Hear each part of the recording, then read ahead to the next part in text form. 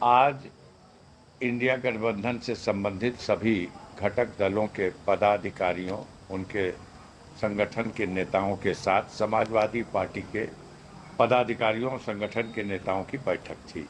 एक दूसरे का आभार प्रकट करने, एक दूसरे की बधाई स्वीकार करने और धन्यवाद देने। आज हम सब ने मिलकर के इस जीत की खुशी को सेलिब्रेट किया है। आप जीत गए दूसरी बार लगातार। और ऐसी चर्चा है कि आपने एक रिकॉर्ड कायम कर लिया 3 से 4 दशक बाद। और इसमें अब क्या गाजीपुर के लिए क्या एजेंडा मैं है? तो पहले भी कहा हूं, अब भी कहा हूं, पूरे गाजीपुर की जनता को आपने सजग कर दिया था, मीडिया के भाइयों ने, कि अफजाल अंसारी विकास करते नहीं है, न कभी किया है, न कुछ।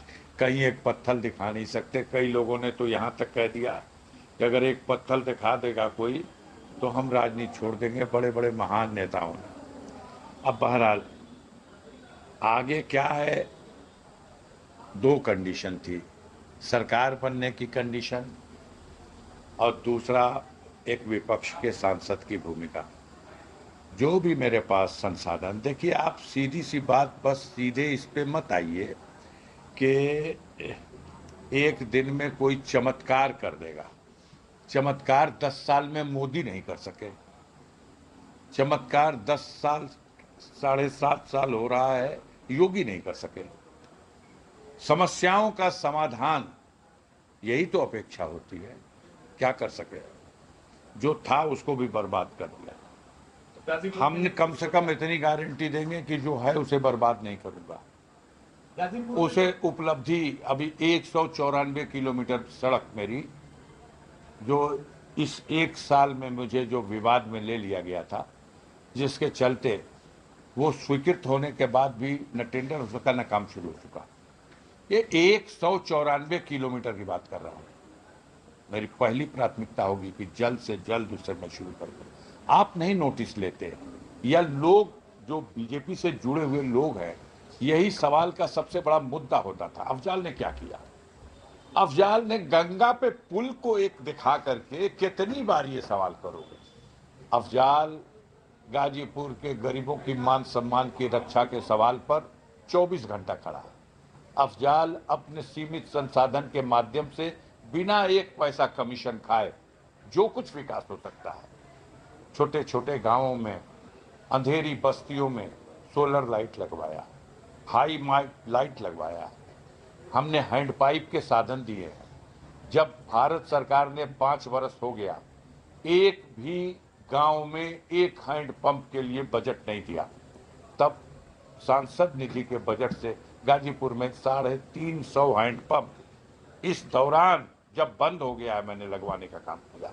ये काम नहीं दिखाई देगा, बड़े लोगों को बड़ा काम दिखाई देता है। हम समाज के अंतिम व्यक्ति के, उसके हित को, उसके कल्याण को, उसकी पीड़ा को समझने की कोशिश करते हैं।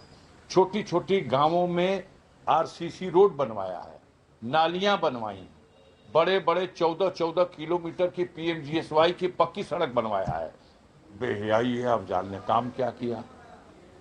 अब क्या आपसे हम अब क्या हम किसी से पूछ सकते हैं कि ये जो रेलवे लाइन बनी, ये 1900 में नहीं बनी, 1800 में बनी है।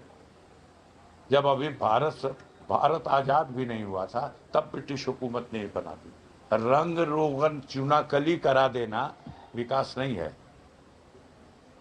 4 लाख करोड़ रुपए के बीएसएनएल को मिट्टी में मिला देना ये विकास नहीं है। ये सवाल तो है, जो साधन है, जितना है, उसमें एक पैसे का कहीं से कोई भ्रष्टाचार नहीं होगा, खुली किताब की तरह से। बीएसएनएल पे कुछ आवाज उठाएंगे?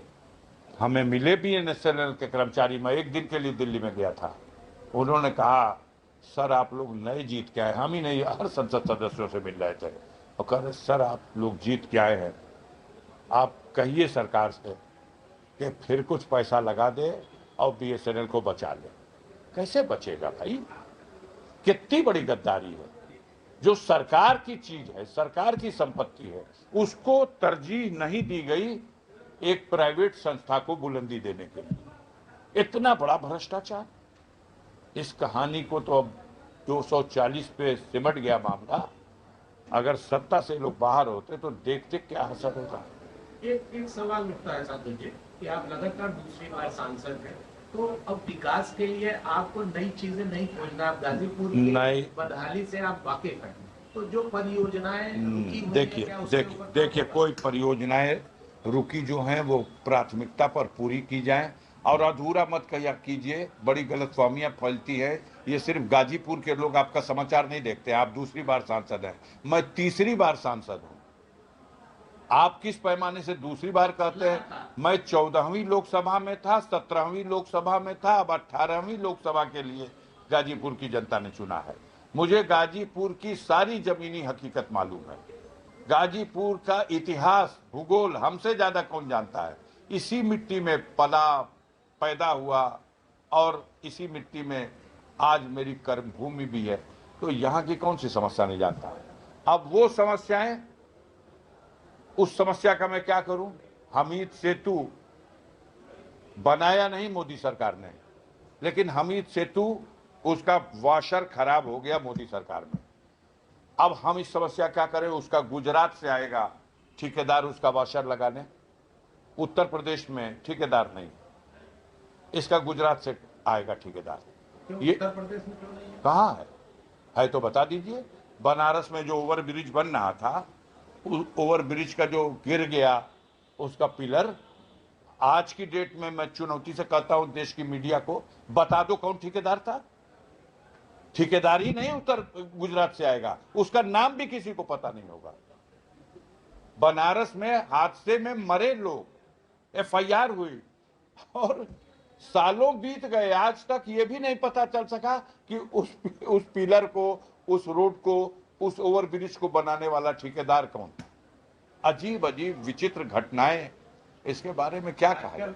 आजकल सांसद जी, एक राजनीतिक सवाल आपसे पूछूंगा। आप ही के गाजी, चर्चा में है कि आप ही असली गुरु घंटाल है गाजीपुर के। आपने अपने साथियों को सिखा पढ़ा के भेज दिया, मुझसे पूछ ले गए।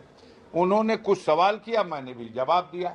मैंने तथ्यों पर आधारित अपना जवाब दिया है। अब उसको आप तोड़ के, मरोड़ के, घुमा के पब्लिक को भी समझाने की कोशिश कर रहे हैं, खुद भी समझ रहे हैं, हमसे भी एक्सप्लेन कॉल कर रहे हैं कि आपने ऐसा क्यों किया, क्या गुनाह हो गया। मैंने सिर्फ यही तो कहा, मोदी का करिश्मा फेल हो गया। मोदी का करिश्मा फेल साबित है जब आप कहते हो कि मोदी बनारस में लड़ते हैं, तो उनकी लहर पूरे पूर्वांचल को हिला देती है, बिहार से लेकर बंगाल तक पहुंच जाती है। मैंने यही तो सवाल खड़ा किया कि वो मोदी का करिश्मा खत्म, अपनी सीट जीतने में पसीना बहाना पड़ गया। 10 लाख का सपना था, 1.5 लाख में सिमट जाना पड़ा। बगल की सीट सोनभद्र रॉबर्ट्सगंज की हार गए, चंदौली की हार गए, जौनपुर मछली शहर हार गए, गाजीपुर हार गए। दायरा मत बढ़ाइए, दायरा बढ़ाइएगा तो लालगंज हार गए, आजमगढ़ हार गए, घोसी हार गए, सलेमपुर हार गए, बलिया हार गए, गाजीपुर सफाया हो गया। अब मिर्जापुर को आप ये बताइए कि मिर्जापुर की अनपुरिया पटेल मोदी की कृपा से जीती है कि मोदी अनपुरिया की कृपा से जीते हैं? ये दोनों एक दूसरे की कृपा से जीत लिए। इसीलिए मैंने कहा कि इन दोनों की कृपा के ऊपर भी एक बड़ी कृपा थी, वो थी उत्तर प्रदेश के योगी आदित्यनाथ की कृपा। उसने बनारस में अपनी पूरी क्षमता का प्रयोग किया है। अब हम सवाल करेंगे तो आप बिदक जाएंगे। मोदी जीत नहीं पाते क्योंकि बहुत सी ऐसी शक्तियां थीं जिनका राजनीति में और वहां की धरती पर कुछ वर्चस्व है। कितने हैं? कई हजार प्रधान हैं बनारस में, और उन प्रधानों का, उन क्षेत्र पंचायत के सदस्यों का, उन जिला पंचायत के सदस्यों का प्रतिनिधित्व कौन करता है? वो करता है जिसने मोदी की सीट पर मोदी की पार्टी के कैंडिडेट को हराया है। वो हराया, चिल्लाता रह गया हारने वाला, अरे मेरे साथ बाहुबल धनबल, हाय हाय हाय, लेकिन वो हार गया बेचारा। और जो जीतने वाला है वो मैदान में आ गया मंच पर मोदी को जिताने के लिए। आप कृपा करके बता दो, क्या मोदी जी ने उससे कहा था मेरे लिए वोट मांग दो? हमें तो ऐसी खबर नहीं है। हमें जो खबर है वो ये है कि योगी जी ने उनसे कहा जिताओ, जिताना है। आप जिसकी समझ रहे हैं, हम ब्रजेश सिंह की बात कर रहे हैं, हम उन्हीं की बात कर रहे हैं। तमाम वो अदृश्य शक्तियां मंच पर आकर के वोट मांगने लगी। मोदी का वोट ब्रजेश को मांगना पड़ा ना। अब कह दीजिए कि मोदी वो योगी की वजह से नहीं मांगा था, वो मोदी जी ने खुद ही उनसे रिक्वेस्ट कर लिया था कि हमारे लिए वोट मांग दो। हम मान लेंगे आपकी बात। वोट मांगा, जिला अध्यक्ष जिले का बनारस का उनके मंच पे था, वोट मांगा। किसके कहने से मांगा? बीजेपी का मेंबर नहीं, बीजेपी के अगेंस्ट चुनाव जीता है, वोट मांगा। ऐसे तमाम लोग जब सक्रिय हुए, किसकी वजह से सक्रिय हुए? अगर योगी की शक्ति न लगी होती तो क्या फर्रुखाबाद भाजपा जीत पाती? अगर योगी की शक्ति पूरा, जो मैंने कहा, खूंटा गाड़ के वो शक्ति का प्रयोग न हुआ था तो अलीगढ़ का रिजल्ट ये आता, फतेहपुर का ये रिजल्ट आता। उन्होंने सब इस्तेमाल कर दिया अपना, साम दाम दंड भेद और सत्ता की सारी मशीनरी इस्तेमाल की। 1400 लोगों को लाल कार्ड गाजीपुर में दिया गया। ताली बजाते वक्त लोग अगल बगल देखते थे कि फोटो तो नहीं खींची जा रही। सभाओं में मेरी 500 के लगभग सभाएं किया है, छोटी मोटी। उन सभाओं में देखा है भय और आतंक। जो कहा जाता था कि मोदी के जलवे पे सब सीट निकल जाएगी। मोदी गाजीपुर नहीं आए थे, बताइए। मोदी गाजीपुर में भी आए, मोदी घोसी नहीं गए थे, मऊ भी गए थे, मोदी बलिया नहीं गए थे, अमित शाह रोड शो नहीं किए। परिणाम नहीं बदल सके। योगी का पोस्टर हटाया गया गाजीपुर में। हटाया गया कि नहीं हटाया गया? अगर योगी पोस्टर से गायब हुआ, अब कोई उसका चमत्कार हुआ, तो आपकी निगाहों ने देखा, आप मत कहिए। हमारी निगाहों ने देखा तो मैं कहूंगा योगी के लिए हमदर्दी अंदर सब कुछ। अब हमदर्दी कैसे हो सकती है? परेशान लोग यही हैं कि क्या योगी से दोस्ती हो गई, या दोस्ती के लिए हाथ बढ़ाया जा रहा, या इसके पीछे कुछ भी नहीं। सिर्फ ये कहा जा रहा मोदी का करिश्मा फेल और योगी का वो सारे साम दाम दंड भेद का और सत्ता का और अपनी मेहनत और परिश्रम और ललकार का। गोरखपुर जीत लिया ना। हमारी कैंडिडेट बीमार थी, उसको हार्ट अटैक आ गया, वो हॉस्पिटलाइज है, डिस्चार्ज होके बड़ी मुश्किल से वो आई है वोट मांगने। इसका लाभ ले लिया, जीत गए गोरखपुर। आप देवरिया जीत लिया ना। देवरिया बनारस के बगल में है, बोलिए। तो अपने अगल बगल की सीटों को निकाल लेने में वो सफल है। अब मोदी जी अपने अगल बगल की सीटों में निकले हैं, लेकिन मैं जानता हूं मोदी जी ने नहीं कहा था ब्रजेश सिंह से कि हमारी नैया पार कर दो। ये योगी जी ने कहा था कि किसी भी तरह से मोदी जी की नैया पार होनी चाहिए, ना कट जाएगी, तब मोदी जीते। आप समझ जाइए, आप समझ जाइए। अफजाल अंसारी योगी आदित्यनाथ का नाम लिए हैं अपने मुंह से, तो क्या इससे मोदी जी को चिढ़ाने की बात समझा जाए? अब आप समझिए, आप चुड़ाने की बात समझिए या जो कुछ करने का। अगर कोई सच बात कह दी जाए, अच्छा हम चलिए आपकी बात मान लेते हैं। अगर हम ये कह दें कि नहीं मोदी के करिश्मे से जीत हुई है, तो 400 का नारा मोदी ने दिया था सदन में, लोकसभा में मौजूद था। पीछे घूम के कहे अब की बार, तो समझ भी नहीं किए सांसद कि क्या कह रहे हैं, चुप था मुद्दा। कहे अब की बार, तो लोगों ने कहा 400 पार। फिर कहे अब की बार, तब और जोर से कहा लोगों ने 400 पार। और 300 सीट तो हार गए, 400 पार जीत रहे थे। 240 ही तो है, 543 में 240 है, बाकी आपके काबू की तो नहीं है। जिस तरह से अगर भाई सरकार बनी है गठबंधन की, इसका भविष्य क्या देखते हैं? इसका भविष्य हम यही देखते हैं कि पहले कहा गया 13 तारीख को शपथ ग्रहण होगा, ऑफिशियल नहीं, अंदर खाने से। फिर बताया गया नहीं नहीं, हम लोगों ने टिकट बुक करा लिया। जब तक फिर कहा गया नहीं नहीं 18 तारीख से होगा। हम कहा चलो अच्छा है, 17 को बकरीद गुजर जाएगी, 18 को चलेंगे।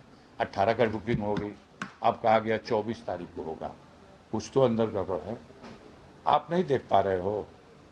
बोलो किसके खातिर की सीट मांगे हम? माने मुजफ्फरनगर को। मुजफ्फरनगर में कौन हारा है? कौन हारा है? संजीव बालियान किसका है बोलिए? वो जीतता तो श्रेय होता कि नहीं होता कि मोदी जी की कैबिनेट का एक कैबिनेट मंत्री संजीव बालियान अपने हार का ठिकरा भी तो अपने ही दल पे फोड़ा। किस पे फोड़ा? सोम पे फोड़ा। और सोम किसकी गोद का है? हम भी तो यही कह रहे हैं कि अंदर खाने सब कुछ ठीक नहीं है, अंदर खाने सब कुछ ठीक नहीं है, और कहीं पावर का संतुलन कुछ और होगा। यूपी में पावर का संतुलन मोदी का बिगड़ चुका है, पूरी टीम का बिगड़ चुका है। मैं ये कह रहा हूं, मैं योगी की तारीफ नहीं कर रहा हूं। जो कुछ बचा है ना उसने भरम बनाने के लिए जैसे भी हो, जो भी गेम किया उस गेम से उसने इस चीज को बचाया। वो किसी सीट को नहीं चाहता था कि बीजेपी जीत जाए। बीजेपी के शीर्ष नेतृत्व के लोग चाहते थे। गाजीपुर की सीट पर टिकट किसका था? योगी का था। बोलिए, संघ का था। सिन्हा जी का टिकट था, और सिन्हा जी को बर्दाश्त किसका है? मोदी जी का बर्दाश्त है, अमित शाह का बर्दाश्त है। इसीलिए तो योगी की तस्वीर हटाई गई। योगी की तस्वीर हटा करके हम जीत लेंगे। और कहा था आपसे कि देखिए, हम अपना रिकॉर्ड अपने ही तोड़ेंगे। पिछला 1,20,000 का था, इस बार 1,25,000 का। 19 में बसपा के साथ सर आपने चुनाव लड़ा। हाँ, बिना अकेले लड़े थे। अगर बसपा आपके साथ होती तो क्या? अब समझ लीजिए क्या होता। और आगे यही होगा, आगे यही होना है। आप देख ही रहे हो, अफजाल अंसारी बसपा के सिंबल से आप तो पूरे चुनाव पूछते रह गए, आप बसपा छोड़ते क्यों नहीं? हम आपसे कहते रह गए, आप बसपा से हमसे को निकलवाते क्यों नहीं?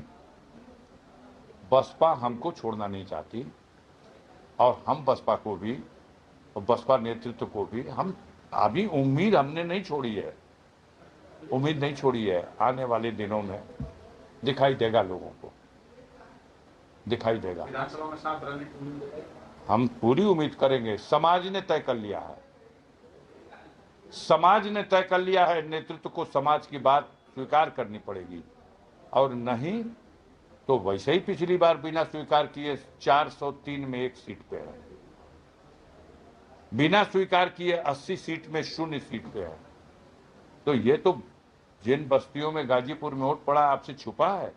सबसे शुरू में सबसे सटीक आकलन पत्रकार वीनू सिंह का था, जिन्होंने कहा था कि अगर दलित समाज का वोट अफजाल अंसारी के खाते की तरफ ट्रांसफर हो जाएगा तो रिजल्ट दूसरा होगा, और नहीं तो बसपा के अलग होने के बाद वोटों की ताकत तो कमजोर हुई। मैं उसी दिन अपने लिए मंत्र समझ लिया कि हमको इस वोट को सहेजना है, और सहेजा, ठीक से सहेजा। हम तो सीखते हैं, हर चीज से सीखते हैं, और विकल्प खुला रखते हैं, कहां से कौन सा ज्ञान मिल जाए और उस ज्ञान की रोशनी में मुझे मार्ग मिल जाए। और आप देख लीजिएगा, पता करिएगा, मैंने कुछ बस्तियों में तो 80%, 75% वोट ले लिया, कहीं 25%, 30%, 40% भी रहा।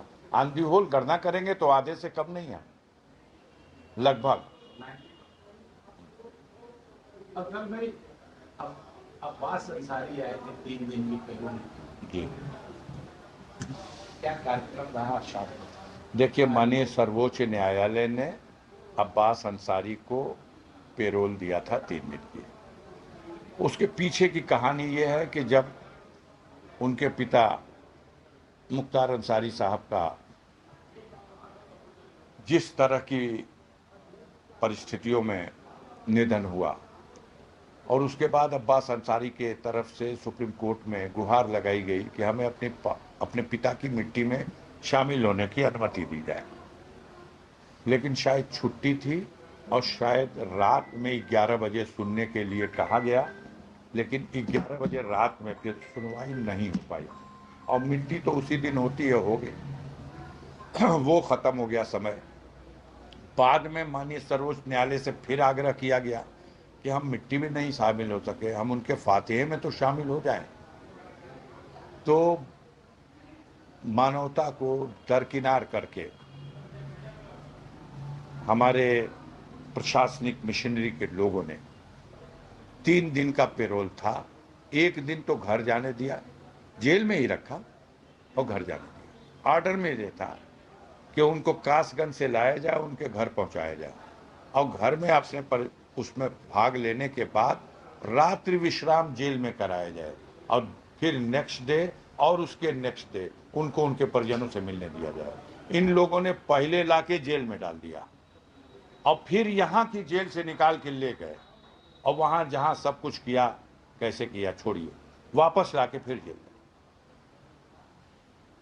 जहाँ महिलाएं हैं, पर्दा करने वाली भी महिलाएं हैं, उस घरों में भी घुस गए। भाई ताकत है, सत्ता है, व्यवस्था है। दूसरे दिन कह दिए लोग आएंगे नहीं, जिसको मिलना है वहां जाए, कोई नहीं आया। तीसरे दिन फिर घर में महिलाएं रो रही थी कि वो आज के बाद चले जाएंगे। कुछ लोग आके घर से, परिवार के लोग, उनका बच्चा या उनकी पत्नी या मिल के चले गए। लेकिन ये बात माननीय सर्वोच्च न्यायालय में अवमानना याचिका के रूप में दाखिल कर दी गई कि आदेश आपका है, इसकी मंशा आप क्या समझ सकते हैं, इसकी व्याख्या जो गाजीपुर के प्रशासन ने की है, उसने कोर्ट के आदेश की अवमानना की है। वो अवमानना याचिका भी लंबित है, कोर्ट उस पर गंभीर है और उसने कहा कि ये गलत अपनी तरह से समझा गया है इस आदेश को। तो इस बार तीसरी बार आदेश किया तो ठीक से लिख दिया, और जब ठीक से लिख दिया तो वो यहाँ आए जेल और फिर उनको समय से ले जाते थे, मिल के चले आते थे। अब इसमें क्या अहंकार भाई, जब सुप्रीम कोर्ट ने कह दिया, हो सकता है कल सुप्रीम कोर्ट कह दे छोड़ दे।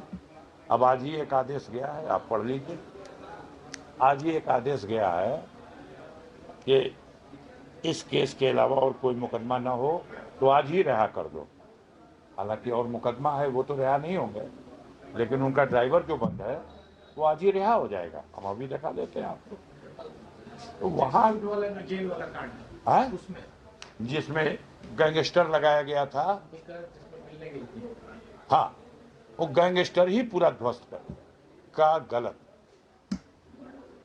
मुकदमा नहीं चलेगा, जमानत नहीं करानी है उसमें, खत्म कर दिया मुकदमा ही, डिस्चार्ज खत्म कोर्ट ने, और परवाना भेज दिया, छोड़ देना। जो मुकदमे हैं, हम लोगों की प्रयास है, चूंकि इस वक्त जून का महीना है, अदालतें बंद हैं, जुलाई में खुलेंगी। अब्बास के 2 मामले अब मैच्योर है सुप्रीम कोर्ट के लिए जमानत के। एक तो यही जो वहाँ मुकदमा कायम हुआ था चित्रकूट में, जहाँ अब्बास जेल में थे, पत्नी गई थी मिलने, पत्नी की जमानत हो गई, ड्राइवर की जमानत हो गई, सारे उस मुकदमे के मुलजिमों की जमानत हो गई। एक अब्बास की जमानत, चूंकि अब्बास पहले से ही जेल में था, सबसे पहले इसकी जमानत मिल जानी चाहिए, लेकिन इनको ये कह के खारिज किया गया कि ये तो जनप्रतिनिधि हैं, लाखों जनता का प्रतिनिधित्व करते हैं, इनको तो कानून का अक्षरशः पालन करना चाहिए था। इन्होंने कानून का पालन करने में कहीं ना कहीं अनदेखी की है, इसलिए इन्हें बेल नहीं दिया था। 11 matter supreme court, 11 matter supreme, पूरी उम्मीद है, 101% उम्मीद है, मेरिट पर है, मेरिट पर उम्मीद हमारी है। और देश में रूल ऑफ लॉ है, तो कानून कहता है जमानत मिलनी चाहिए। जेल में रखना कोई मतलब ही नहीं है। वो सम्मानित विधायक है, वो सम्मानित विधायक है, आप उसको जेल में रख करके उसके क्षेत्र की 5 लाख जनता जिसने उसको चुन के भेजा है, ये तो एक नफरत है। मुख्तार ने अंतिम बार अपना पर्चा नहीं भरा, बेटे को भरवा दिया, और बेटा लड़ गया, बेटा भी जीत गया। आप अपने नफरत का सर पटकते रहो, तुम्हारा सर फूट जाएगा, लेकिन कानून का चौखट नहीं फूटेगा। पटकते रहो सर। एक सवाल है सर कि नीट परीक्षा जो हुआ है, कहीं धांधली हुई है बच्चों की, बड़ी बवाल है इसको लेकर, बड़ा बवाल है। अरे भाई बवाल, इतनी तैयारी बच्चों ने किया है, इतनी तैयारी किया है, रात का रात, दिन का दिन एक कर दिया, और मतलब उनकी मेहनत को मिट्टी में मिला दे रहे हैं ये लोग। और देखिए, सरकार की जुड़े हुए, उनके गोद में बैठे हुए ऐसे तत्व है ना कि सारी चीजें ये शुद्ध हो ही नहीं सकती। पिछला जो पुलिस वाला पर्चा खारिज हुआ, कभी आपने नहीं छापा कि ये पर्चा छपने गुजरात गया था। हमीद सेठू का भाषण गुजरात से लगेगा और उत्तर प्रदेश की पुलिस भर्ती का पर्चा गुजरात में छपेगा। ये गुजराती मॉडल देश को नर्क बना देगा, एक दिन नर्क बना देगा। आम जनता में बेचैनी है, वक्त का इंतजार करिए। आधा कार्यकाल उत्तर प्रदेश का बीत चुका है, आधे उस कार्यकाल की तैयारी शुरू हो चुकी है। जिस दिन चुनाव का रिजल्ट आया उसी दिन ये सिद्ध हो चुका है कि आज अल्पमत में है उत्तर प्रदेश की सरकार। आपकी क्या मांग है नीट वाली परीक्षा में? नीट वाली परीक्षा में इन लोगों से क्या अपेक्षा की जाती है? माननीय सर्वोच्च न्यायालय के सिटिंग जज की देखरेख में अगर इसकी जांच कराई जाए तो हो सकता है, लेकिन जांच के बाद जांच बैठ जाना और कोई परिणाम भी ना आए और कोई दोषी को सजा भी ना दे। जो ओवरब्रिज गिर गया बनारस में, जांच तो बैठ गई, आज तक ये भी पता नहीं लगा कि ठेकेदार कहां का है। ऐसी जांच से क्या मतलब? ये लोग सबको सेट करके तब उस, आप बताइए, आपको पता है एक अयोध्या में भगवान के मंदिर के प्राण प्रतिष्ठा होने के बाद वहां एयरपोर्ट फंक्शन में आया, कितनी एयरलाइंसों ने वहां सेवा शुरू की, कहां कहां से फ्लाइट आने लगी और कितना बड़ा भौकाल बनाया गया। आज आपको पता है कि अधिकांश सेवाएं बंद कर दी। आपको पता है पैसेंजर ही नहीं है। क्यों भाई? ड्रामा भौकाल का। अब क्या हुआ? हमारे एक मित्र बता रहे थे कि भैया इतना पैसा खपा दिया यहाँ पर लोगों ने, जो गुजरात के व्यापारियों ने, अरबों अरबों रुपया। हम कहा तो उजड़ जाएंगे। कहा कुछ नहीं उजड़ेंगे, सारा बैंक के माध्यम से फाइनेंस करा दिया गया है। उजड़ेगा बैंक। अब बैंक कहाँ उजड़ेगा? उजड़ेगी देश की जनता। जनता का पैसा बैंक में और बैंक का पैसा गुजराती ठगों के पास। अब वो गुजराती ठग लगा दिए कि यही साल में अरबपति, अगले साल खरबपति, और धूल चाट गए। अब एक दिन चले जाओ ना यार, हम गाड़ी दे दे रहे हैं, अयोध्या का नजारा देख के आ जाओ। जो कल्पना थी 5 लाख प्रतिदिन दर्शनार्थी आएंगे, देख के आओ ना। कहां है? उस सच्चाई को क्यों नहीं दिखाते? 3300 हिंदू परिवार के मकान तोड़े गए अयोध्या में, 31 मंदिर तोड़ी गई, 90 लाख की दुकान खरीदा था पिछले साल। एक हिंदू व्यापारी जायसवाल ने 90 लाख की एक दुकान खरीदा, 80,000 मुआवजा मिला है, 90 लाख की दुकान तोड़ दी गई। भंगी हो गए लोग, दानो दानो मोहताज हो गए। 7 मस्जिदें तोड़ी गई, 9 मजारें तोड़ दी गई, 2200 हिंदू परिवार के लोगों की दुकानें तोड़ दी गई। जो गरीब फुटपाथ पे आ गए हैं, दाने दाने को मोहताज हो गए, कितनों ने अपनी जान गंवा दी। ये उनका पाप था। ये बनारस में भी यही हुआ है। बनारस में जिस तरह से चौड़ीकरण और सुंदरीकरण और कॉरिडोर बना करके और दुकानों का आवंटन, माल का आवंटन गुजरातियों के नाम से, बनारस की जनता को स्वीकार नहीं है। मैंने दावा किया था पहले भी, मेरा आज भी दावा है, बनारस लड़ने नहीं आएंगे मोदी। मोदी ने नया नारा भी दे दिया और मोदी को नया स्थान भी मिल गया। अब जाएंगे गुजरात, वहां उड़ीसा, पुरी से, उड़ीसा पुरी से लड़ेंगे। अब वहां जाएंगे तो कहेंगे भगवान जगन्नाथ ने बुलाया है, क्योंकि यहां इस बार तो चूक हो गई, लेकिन अगली बार यहां शिव शंकर ने बुला लिया है उनको, भूपेश बघेल को, कि अगर मोदी आए तो तुम आना अगले चुनाव। अफजल भाई, एक छोटा सा सवाल है यहाँ पे कि 2027 में उत्तर प्रदेश के चुनाव की बात कर रहे हैं और अखिलेश जी ने आज इस्तीफा दे दिया और वो दिल्ली आप कैसे अरे भैया, माननीय अखिलेश जी दिल्ली का रुख कर दिए, लेकिन वो समाजवादी पार्टी के राष्ट्रीय अध्यक्ष हैं। उत्तर प्रदेश उनका दिल है, उत्तर प्रदेश उनका शरीर है। उत्तर प्रदेश से कहाँ, 1 मिनट के लिए उत्तर प्रदेश के बाहर कहाँ। हाँ, अपनी जिम्मेदारियों का निर्वहन करने के लिए आज समाजवादी पार्टी भारतवर्ष की तीसरी सबसे बड़ी शक्ति है, राजनीतिक ताकत बन चुकी है। उस ताकत को संचालन करना है, सही तरीके से उसका संसद में इस्तेमाल करना है, इसलिए उनकी उपस्थिति जरूरी है। उत्तर प्रदेश में 2027 किसका है? एक से एक है? 2027 किसका है? योगी का? हम लोग ये चाहेंगे कि ये लोग सत्ता से बेदखल हो जाए। जिन लोगों ने उत्तर प्रदेश की जनता को गुलाम बना के जीने पे मजबूर करने की कोशिश की, जिन लोगों ने उत्तर प्रदेश में कानून की मशीनरीज को पंगु बना दिया, आज सरकारी अधिकारी कर्मचारी मानसिक रूप से गुलाम हो चुका है। हमसे ये काम सरकार चाहती है, हमको ये काम करना है, ये कानून में है नहीं है, हम रूल का उल्लंघन करेंगे कोई बात नहीं। हमारा मानसिक गुलामी के शिकार हो चुके हैं अधिकारी, और वो मजबूर हो जाते हैं काम करने के लिए। उनका दिल भी अंदर से बेचैन है कि बहुत कुछ गलत हो रहा। लेकिन ऐसी सत्ता जो अपने अधिकारियों से, अपनी मशीनरी से, अपने हैंड से और देश की, प्रदेश की जनता से ऐसे व्यवहार कर रही है, तो ऐसी सत्ता, उन्हें सत्ता में रहने का अधिकार नहीं, उन्हें सत्ता से हटाना। कश्मीर के पंडितों को बचाने की बात कही जाता भी नहीं। अब कश्मीर पे आइए तो इस समय नया नया ताज़ा जो चल रहा उसी विषय पे आइए। कश्मीर के पंडितों के साथ धोखा हुआ है, और अभी जो हमले हो रहे हैं, अब महामहिम एलजी साहब गाजीपुर टहल रहे हैं, दिल्ली में घूम रहे हैं, तो अपनी जिम्मेदारी का निर्वहन करें। यहाँ की जनता तो उनको खारिज कर चुकी है। कितनी देर तक मीडिया भाइयों के सहारे वो यहाँ विकास पुरुष बने रहेंगे? खारिज खारिज खारिज।